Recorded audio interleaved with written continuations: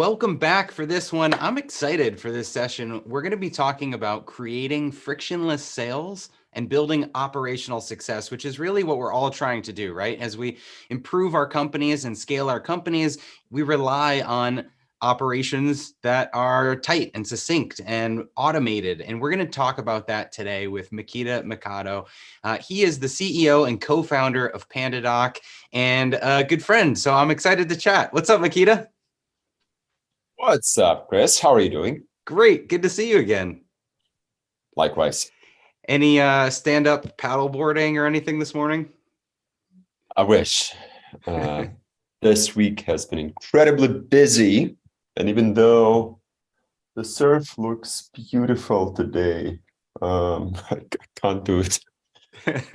All right. Well, I'll try not to take too much of your time. I know you've got a crazy week, so thank you for being here. We're going to dig into operational excellence and how to streamline sales, because a big part of what PandaDoc does is help companies with their sales operations. But before we get into all that, if someone hasn't heard of PandaDoc, can you give them just the quick overview of what the business is all about? Absolutely. PandaDoc helps dozens of thousands of businesses globally to streamline their work with contracts, sales proposals, forms that got to be signed, and other transactional documents. We automate generation of those documents, collaboration on them, signing, and even processing of payments from within the docs, if you may. That's what we do. We've been at it for about 10 years. And it's been a great journey. It's been a great ride. It's been an incredible journey. We're going to talk about how you've grown to the size that you're at today, which is close to like 1,000 employees, right? We're at about 800 employees. That's 800. right. Yeah, I round up to the nearest thousand. So you're basically 1,000. You know, I remember when we first met, I showed you a screenshot of me being a customer of the company that preceded PandaDoc, which was called Quote Roller. And so I had a video production company at the time. I sent out all of my proposals with Quote Roller. I love the product. And I used to get individual emails just from you, like sending out monthly statements or answering the support tickets. And so can you take us back to those early days of Quote Roller when you started the business? What was it like? My co-founder and I started what later became PandaDoc out of Minsk, Belarus, which had, to our knowledge, no B2B SaaS startups and very few startups in general.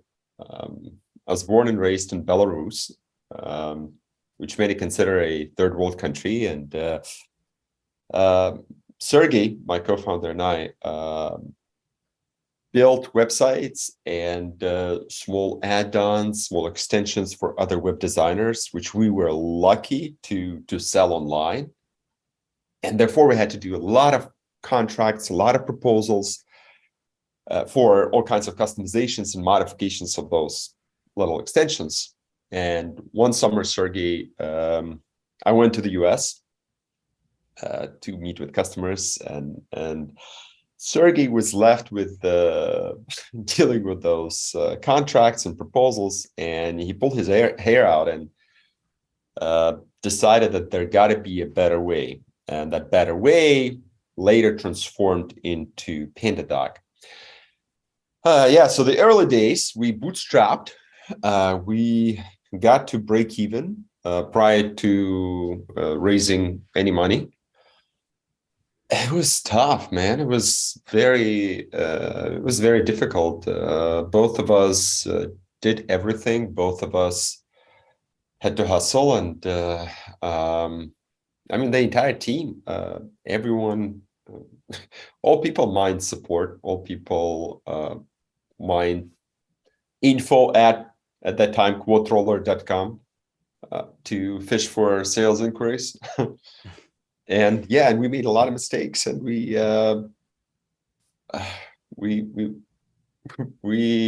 put a lot of effort in making this work.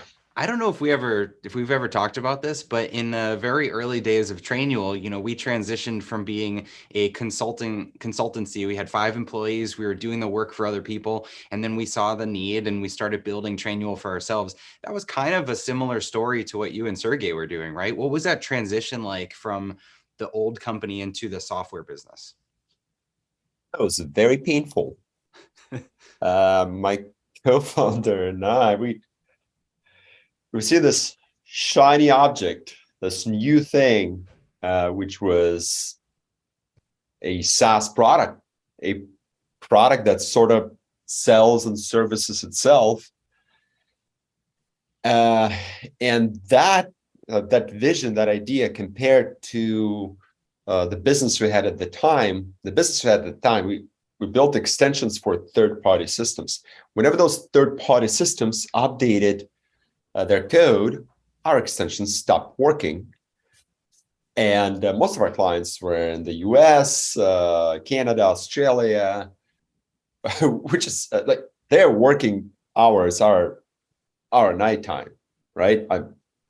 Were you nocturnal? So in the middle of the basically? night, we got people calling, yelling at us for those extensions not working, and like we were just in this like constant grind and under a lot of stress and pressure. So yes, we wanted to build something where we would not depend on any third parties. In hindsight, that was pretty naive. I mean, like the product that's going to service itself and then won't depend on any other third parties. That's not feasible these days. But yeah, we definitely made a leap. And as we had that vision and as we got this like new shiny object, the service business, quite frankly, started to suffer because we were pulling resources out of it, and we were not focused there. And then we hired a CEO for that service business that kind of like did not work out, to put it softly. And like a year and a half later, we ended up with a startup that it's the SaaS product that did not quite take off, and service business sort of laying in ruins. It was a tough situation to be in. We got out of it, but that was not a good time. I remember a mentor of mine. So, when I had my video company and I was excited about the consulting and I'm excited about Trainual, I was trying to jump from thing to thing. And I thought, oh, I can be this like serial entrepreneur and focus on multiple things at once. And I had this mentor, his name is David Berg. And he told me, no, it's kind of like you've got little toddlers and you're just leaving them home alone. Like they're not mature enough to run as big sustainable businesses. And I think it's an interesting point for everyone listening here is, where are you focusing in your company? Are you neglecting something in your business? And why is that? And so for you must have seen that you're neglecting the service area of the business and that the future was in this SaaS thing that you were building. So did you eventually just shut down the services and make the leap, or what got you out of that rut? We were fortunate with the management team of that service business, because they stepped up and they said, look, guys, you're not participating, rightfully so. And we worked together for, at that time, it was more than 4 years. And like, we were friends, and they were like, why don't we buy this thing from you? We have no money now, but we're going to continue to work. And over the course of the next 4 years, we'll buy it from you and we'll run it. So they did. And they succeeded. And we sold it for very little money, but like in US, that would be laughable money. But the team stayed together, and they did really well. And few years back, Sergey and I partied at a wedding of the CEO of that services company, who actually joined us as like while at a university and progressed through the ranks, and now she owns it and she runs it and she's killing it. So that was like it turned out to be a really, really good story, even though there were like ups and downs. And That's great. but yeah, it worked out. That's great. So we're filming right now inside the offices of Design Pickle. I mentioned that during the opening. The company, good friends of ours, and I remember before I launched Trainual as a business, I was doing my consulting. I actually tried to sell Trainual to Russ, the owner of Design Pickle. I was like, I can't do this. It's not what I want to do. And fortunately, he said no. I was also selling it for laughable money. Fortunately, he said no, because when he really focused on Design Pickle instead of all these other side projects, and I really focused on Trainual, that's when it both took off. So I think the lesson there is definitely focus. Now, when you dove in and you got rid of the services business and you were all in on growing at that time Quote Roller, how big was the team? Was it just you and Sergey, or did you have other people you hired? We had initially two developers, one of whom to this date is with us. Wow. Yeah. Hi, Andrew. Yeah, we had two developers initially, then slowly but surely more people joined. Many of the folks who joined us like 10 years ago are still with the company. And yeah, first year was tough. We thought we're gonna build it and they'll come. So we didn't really talk to prospective customers, to be frank. Like, we thought we know better. We thought we know what needs to be built and how it needs to be built, and that was just foolish. A year later, after draining all of our savings and launching a free product, we brought in some like 3,000 signups into that product. We were beyond excited. We were super proud. And we were sure it's going to take off. We just need to build a billing system so that people can pay for it. So we do that. Takes another couple of months. Launch billing, and get about 7 accounts out of 3,000 converting to paid at like $9 a month or so. So you can buy lunch like once a month. Yeah, we're screwed. We have no more money, and there's like there'll be no revenue coming in anytime soon. So yeah, like, not researching the topic enough, not talking to prospective customers was a huge mistake. Instead, we were just having conversations around colors of buttons and this or that feature, which in the grand schema of things made no difference whatsoever. Yeah. So let's talk about the customer then, because you launched this while in Belarus, and I know you've got customers all over the world today, but what was your initial go-to-market? Was it the US market? Was it Europe? Where were you focusing? It's global from the get-go. Back in the day, I had a very thick accent. So good luck trying to sell software with a strong Russian accent. Like, in Belarus, people mostly speak Russian. It's tough. I was not good at sales, and therefore we relied on inbound marketing, search engine optimization, a little bit of paid marketing. We relied on those new channels, and we had to build our product the way it can be consumed online. We had no money to hire salespeople at the time. So yeah, we had to build a product the way it could be consumed online. And following that unsuccessful freemium launch, we rewired our brains and decided that, all right, got to talk to customers. We need to inject ourselves in that customer journey. We need to learn as much as we can about their needs and challenges, and then we have to follow the lead. Yeah, vision is important. Like, customers are not going to tell you everything, but that input is critical. That's what we did. What was the initial hook that you were using in those ads or in your, getting people to your website? What was the problem that you were solving at the very beginning? Because the product has expanded a lot since then, but where did it start?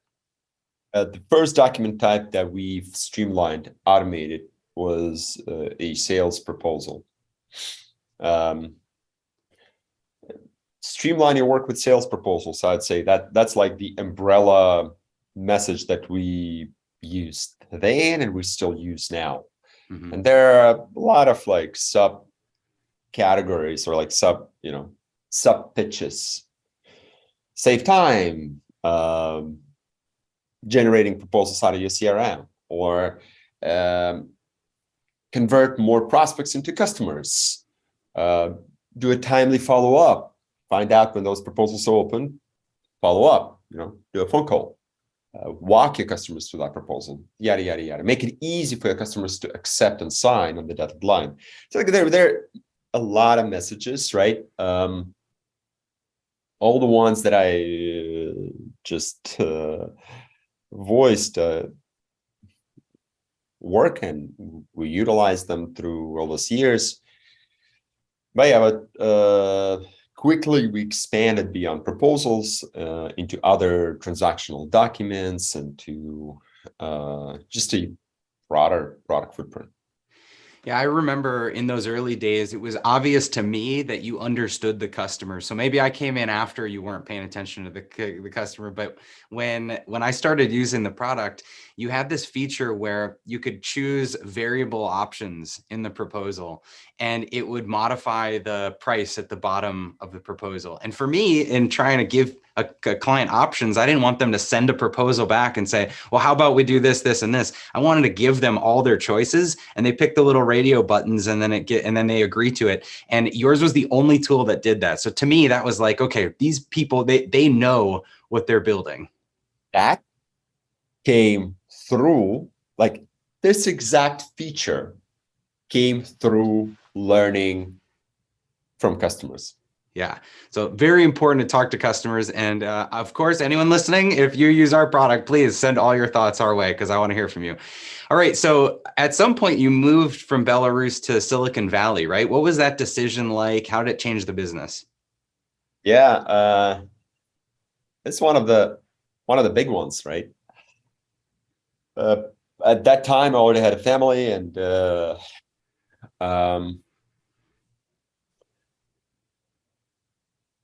it was like moving yourself across to the other side of the globe. It's quite a bit of a decision. Big risk. Yeah. Yeah. So we bootstrapped at the time Quoteroller. We learned that initially the product was built for web developers, web designers to automate their proposals. That's it, period.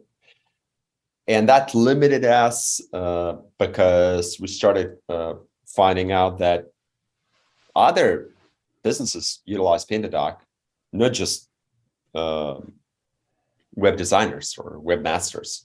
They use us for contracts. They use us for forms, MSAs, SOWs, NDAs, yada, yada, yada, yada.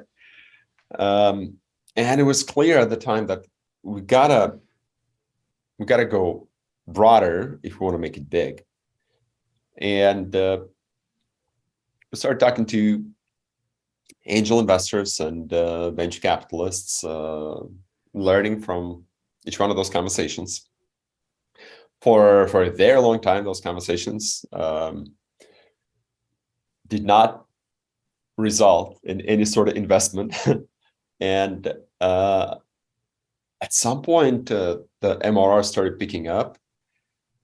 And I thought, okay, well, we have a chance. So I packed my family and moved to San Francisco, So you moved California. there before getting funding. You moved out there just because you thought the prospect of raising money would be easier if you were there. That happened in parallel. Okay. I started working on a visa and moving in November, December. And believe I moved in March. And we were closing convertible notes February to May. But those conversations were getting to a point where it was clear that we're going to be able to raise money, which is necessary in the city where everything is so expensive. And yeah, it was a big shift, big difference compared to Belarus. But Sergey didn't move, right? He was still in Belarus. Yeah, he was there for another 3-4 years because at the time we had a team in Belarus. But then, yeah, he moved as well to be closer to customers and the market. Got it. Okay, so you raised money, you started to expand the product. It went from just simple proposals and focused on web developers into all types of documents. And that expansion happened over several years, right? It wasn't just a quick pivot. This was something you're kind of constantly expanding. Transition from Quotroller to PandaDoc, we changed the brand, we launched a new product. I think we moved our last Quotroller customer onto PandaDoc in 2022, actually. What? So yeah, I could have still had an account all of this time. Yeah. I didn't know that. It took a while. But yeah, it's been a long journey in terms of the movement of customers. But once we launched PandaDoc, it started to scale a lot faster, and it's an overall better product for whatever you were able to do in our previous app.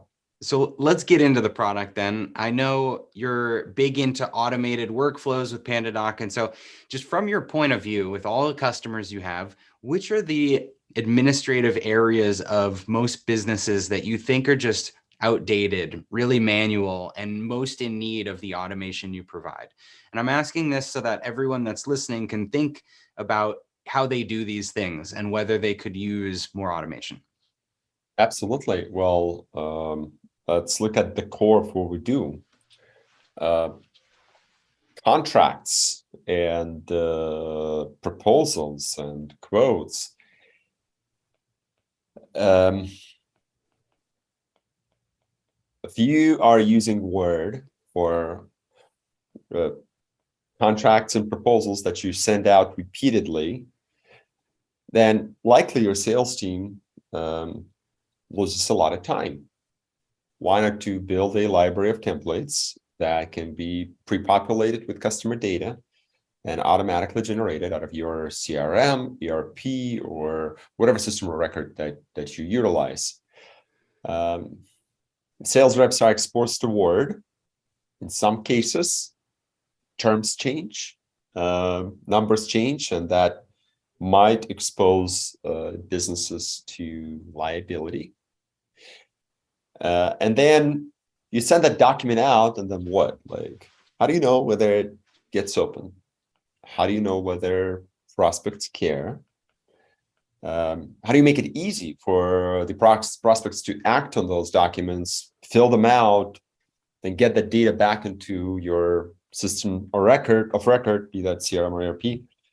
Well, that workflow for the most part, like we do have a lot of competitors, but the market we're in is still largely dominated by just manual workflows. Yeah, so that whole workflow is just very, very manual. And then I don't without going into like PandaDoc's extensions, like I don't know, let's say electronic notarization. We have that, and compare that to inviting a notary to your office and like scheduling a time to get something signed and notarized and so on and so forth. That is just day and night in terms of the efficiency of using software. Yeah, so like This is I feel like I'm bitching, and I am, but yeah. Well, I remember. So when I was consulting and I was in all these different businesses, it blew my mind how much of the document workflows were still so manual. And that was, 5, 6, 7 years ago. And today it's still that way for a lot of companies. And so the process you're describing of drawing out a proposal for a service business, a product business, a quote, a purchase order, whatever it is, you fill out a document and then you send it to somebody for them to go kick around internally and have meetings about. And then hopefully they want to move forward and you get their information in there, and then you retrieve that document, you send it to your accounting people, you maybe have to issue now an invoice to them.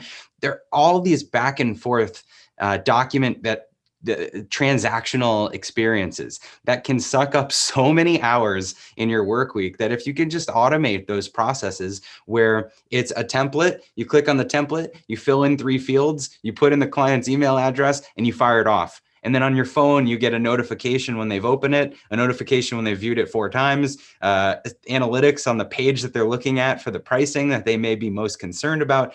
And then all that data comes back into your CRM. Like, it saves so much time. It can actually save full salary roles. And so I'm encouraging, forcing, begging everybody that's listening to please just think about these processes in your business, because if you still have people that are manually filling out documents, and we have tons of documents. It could be stock option agreements. It could be non-disclosure agreements. It could be job offers. There's all these things that you send out.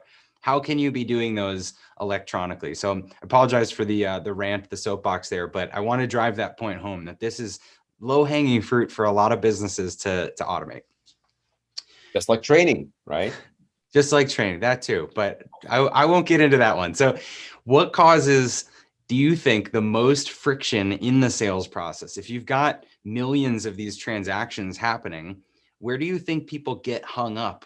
What causes bad proposals or deals that don't get done? I put follow through and follow up and follow through at the top of that list. We work with thousands of small to mid-sized businesses, and with volume at play, and actually even in the up market scenarios too, timely follow-up and a robust follow-through are the key. So again, whatever is like highlighted within that pitch, that offering, that quote, proposal, you name it, contract, it needs to be acted on, right? And it needs to happen, be that a sales plan or and then a timely follow-up, right? Especially in the velocity environments where prospects are looking to make a purchase and have done all of their research prior. I mean, more and more so, like prospects find themselves further down the funnel by the time they talk to sales. There's so much information available online, right? Like, people do their research. There are now those review marketplaces. You can learn about a service provider or a product company so much online now that, like, by the time you talk to sales, you're not just like you may not just be qualified, like you're overqualified, right? So yeah, so like timely follow up and then timely follow through and robust follow through, proper follow through. I think those two are the key. Yeah, I think that's a good point. When customers find us online and when they come to you, sometimes they just want to buy. They just want to give you money, or they've got like one or two questions and they want to close the deal. And if you're not immediately available to answer those questions, or if you don't make it easy to get a price or to get a demo or to purchase from you, then they're just going to find somewhere else to buy from. And so part of this idea of frictionless sales is, why is it so hard to buy from some companies? Like if you're showing up with your wallet out and you want to make a purchase, let someone just buy, make it easy. Yeah. I remember we had a conversation early on in Trainual about, people couldn't buy before their trial was up. And it was like, we hadn't really thought about that. You thought you go into a free trial, at the end of the trial, then we'll ask you to buy. But some people were just like, yeah, I'm convinced, I'm in, I'm like, let's go. And we didn't have a way for people to do that. And so I'd encourage everyone, again, think about, where do people get stuck just wanting to buy from you, and how can you make that easier? Makita, on LinkedIn, it said on your about page that PandaDoc helps get your customers a 28% increase in close rate and an 18% increase in average sale price. And I thought those two stats were really interesting, that you're helping people close deals better than without the software, and you're helping them actually increase price. So can you talk about how you're driving those massive movements? What is it that you're doing? Well, let's start with the closing deals faster. Point one, sales reps spend less time on dealing with documents. That saves them time to sell. Point two, they can follow up timely. They know when the proposals or contracts are open. They can call and have a conversation, walk customers through the documents, and pursue customers to sign as they do that. That shrinks the sales cycle.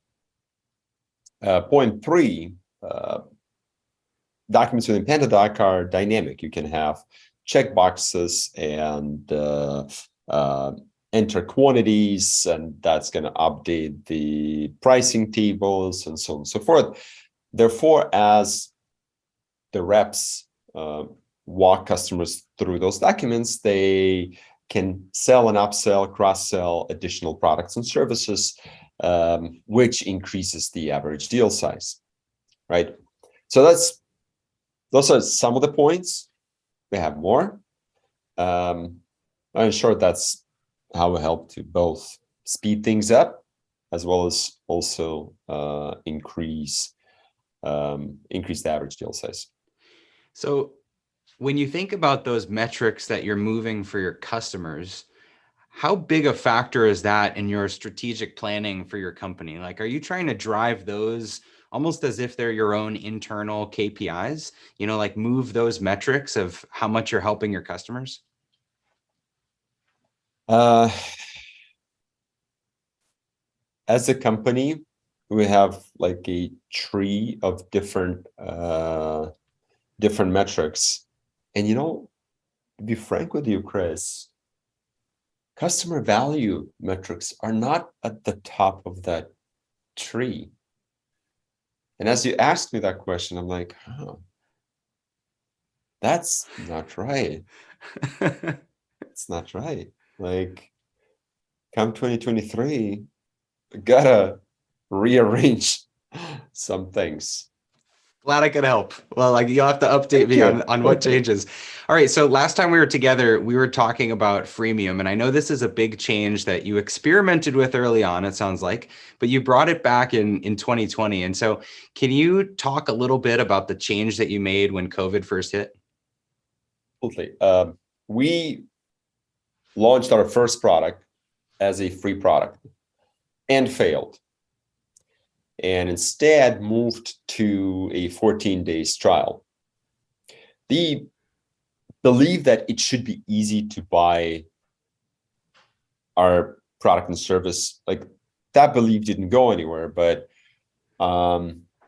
sort of making it free and then converting people over to paid, that we just took off the table. And then 2020 happened. In March, we've seen a fall in the markets. Everyone was freaking out. We all thought, well, what's going to happen? COVID is here, it's deadly, and what is everyone going to do? And there was a wave of companies trying to do something for the community, and we thought to paddle out and try to ride that wave, try to do something meaningful, and we launched a free e-signature software so that businesses, people can sign documents somehow, securely, and safely. Safely, most important. COVID. So we did that as a more of a goodwill type of move, and we did that fast, launched it in April, and there was a massive concern internally that we'll sort of jeopardize our revenue, right? But that didn't happen. That didn't really happen. Yeah, we might have lost some percentage points, but then that created a bit of a halo effect, and we kept the free e-signature solution. Signing documents with PandaDoc is free. If all you need is to sign a contract or whatever, come on in. The door is open anytime, any number of users. It's free. Yeah, so we kept it, right? We kept it, and we later benefited from a number of those businesses that needed more than just sign documents, that needed to manage contracts, that needed to integrate contracts with their CRMs, and so on and so forth. Yeah, it was very timely. It was a great move, and obviously you couldn't have predicted where the world was going, but you were nimble enough to make a pivot when you needed to, and I think that that's really admirable. So today, like I said, I round up to 1,000. You said 800 employees. It's somewhere in there. Massive success. Would you say that the freemium move has been a big driver of that, or is there something else that's helped you execute year after year and actually accelerate your growth as a company of this size? Freemium helped. However, I would attribute our success in business to three categories of three things that my co-founder and I had sort of epiphanies about. The first one was that we run a software business. Software businesses are people businesses. And early on, we thought, well, we just need to discover this key feature, killer feature, or niche, or find that superstar investor or executive, or you name it, right? But then over time, we realized that all those things will happen as long as we have a strong and committed team. And that's where we focused a lot of our efforts. People, culture, teamwork. Yeah. Nothing is as important as this. Right. So that was the first epiphany. The second epiphany was that, okay, well, we have great people, bright individuals that have a passion, that want to make a positive impact, that want to learn. But it felt at some point of time that like the business is in sort of disarray, that everyone is moving in a different direction. So the epiphany we had is that not only great people, it's like one of the paramount key elements of success, but also ensuring that the team has a common context, has the same context. So people and context, those two are really important. It's, it's my job, it's my co-founder's job, it's the executive team job to set that common ground, that joint context. Everyone is going to have their own ideas, opinions. We have to disagree in order to like have the best ideas, flourish and be implemented. But there are certain areas where we need to like be aligned. Mm-hmm. And and we got to work and starting with like this document that we called a culture code. You can Google it up. It's an open access PandaDoc's culture code, all the way to vision and data and strategy, OKRs, yada yada yada. All those things. We just made them completely transparent so that we all have same context. Yeah. And we invested a great deal of time and efforts to just like build those artifacts and make sure that every presentation in PandaDoc starts with our mission, vision, and values, North Star, and we kept at it. So yeah, and then the third one was people, context. The third one was a rhythm and rigor. Because okay, we got great people that have the same context. How do we set things in motion? How do we start running? How do we start executing? And that was the third epiphany, that we need to have a written rigor. We got to be running. We have to be achieving, executing. I love the running throwback to our kickoff session this morning with Olympian Allison Felix. So Makita, we've got to end there. We got to get everybody to lunch, but thank you so much for the wisdom. I appreciate you spending the time with us. It's my pleasure, Chris. Thank you for having me.